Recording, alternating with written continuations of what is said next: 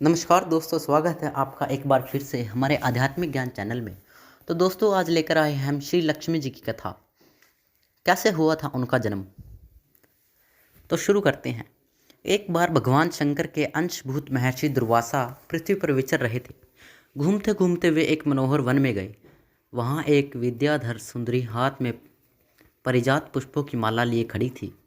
वह माला दिव्य पुष्पों की बनी थी। उसकी दिव्य गंध से समस्त वन प्रांत सुवासित हो रहा था। दुर्वासा ने विद्याधरी से वह मनोहर माला मांगी। विद्याधरी ने उन्हें आदरपूर्वक प्रणाम करके वह माला दे दी। माला लेकर उन्मत्त वेशधारी मुनि ने अपने मस्तक पर डाल ली और पुनः पृथ्वी पर भ्रमण करने लगे।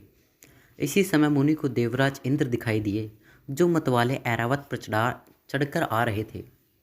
उनके साथ बहुत से देवता भी थे। मुनि ने अपने मस्तक पर पड़ी माला उतार कर हाथ में ले ली। उसके ऊपर भौरे गूंज रहे थे। जब देवराज समीप आए तो दुर्वासा ने पागलों की तरह वह माला उनके ऊपर फेंक दी। देवराज ने उसे ऐरावत के मस्तक पर डाल दिया। ऐरावत ने उसकी तीव्र गति गंध से आकर्षित हो सूंड से माला उतार ली और सूंघ कर पृथ्वी पर फेंक दी।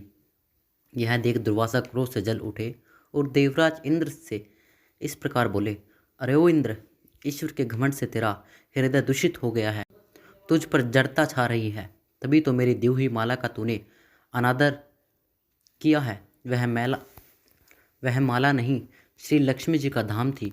माला लेकर तूने प्रणाम तक नहीं किया, इसलिए तेरे अधिकार में स्थित तीनों लोकों की लक्ष्मी शीघ्र ही अदृश्य हो जाएगी। यह शाप सुनकर देवराज इंद्र घबरा गए और तुरंत ही ऐरावत से उतरकर मुनि के चरणों में पड़ गए। उन्होंने दुर्वासा को प्रसन्न करने की लाख चेष्टाएं की, किंतु महर्षि टस से मस न हुए। उल्टे इंद्र को फटकार कर वहां से चल दिए। इंद्र भी ऐरावत पर सवार होकर अमरावती को लौट गए। तब से तीनों लोकों की लक्ष्मी नष्ट हो गई। इस प्रकार त्रिलोकी के श्रीहीन एवं सत्वरहित हो जाने पर दानवों ने देवताओं पर चढ़ाई कर दी। देवताओं में अब उत्साह कहाँ रह गया था। सबने हार मान ली। फिर सभी देवता ब्रह्मा जी की शरण में गए। ब्रह्मा जी ने उन्हें भगवान विष्णु की शरण में जाने की सलाह दी तथा सबके साथ वे स्वयं भी क्षीर सागर के उत्तर तट पर गए। वहां पहुंचकर ब्रह्मा आदि देवताओं ने बड़ी भक्ति से भगवान विष्णु का स्तवन किया। भगवान प्रसन्न होकर देवताओं के सम्मुख प्रकट हुए। उनका अनुपम तेजस्वी मंगलमय विग्रह देखकर देवताओं ने पुनः स्तवन किया। तत्पश्चात भगवान ने उन्हें क्षीर सागर को मथने की सलाह दी और इससे अमृत प्रकट होगा, उसके पान करने से तुम सब लोग अजर अमर हो जाओगे। किंतु यह कार्य है बहुत दुष्कर, अतः तुम्हें दैत्यों को भी अपना साथी बना लेना चाहिए। मैं तो तुम्हारी सहायता करूंगा ही। भगवान की आज्ञा पाकर देवगण दैत्यों से संधि करके अमृत प्राप्ति के लिए प्रयास करने लगे। वे भांति भांति की औषधियाँ लाए और उन्हें क्षीर सागर में छोड़ दिया।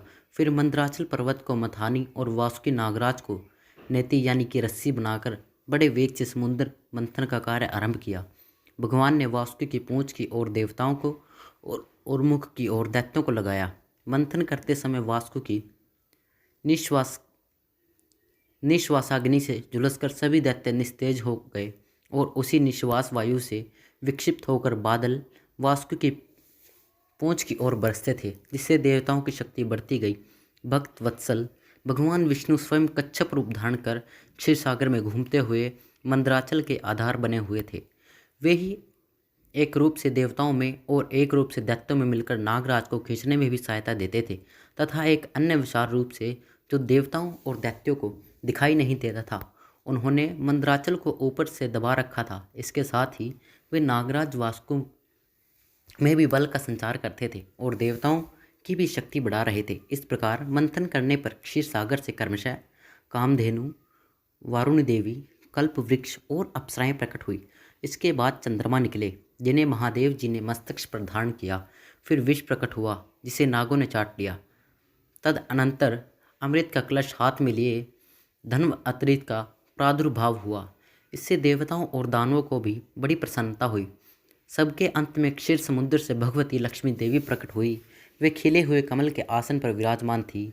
उनके अंगों की दिव्य कांति सब और प्रकाशित हो रही थी। उनके हाथ में कमल शोभा पा रहा था। उनका दर्शन कर देवता और महर्षिगण प्रसन्न हो गए।